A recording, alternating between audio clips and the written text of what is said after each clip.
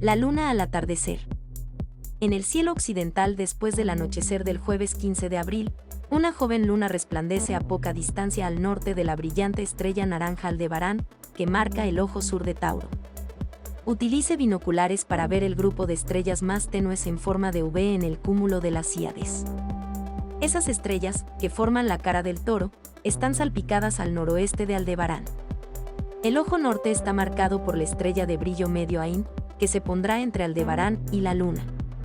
Después del anochecer del viernes 16 de abril, la luna creciente se colocará 6 grados al oeste del punto rojizo de Marte.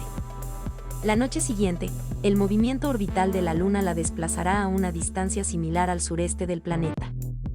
Los observadores en la mayor parte de África Central y Oriental, el sur de Oriente Medio, India, el sudeste de Asia, Indonesia y la mayor parte de Filipinas pueden ver pasar la luna frente a Marte ocultándolo.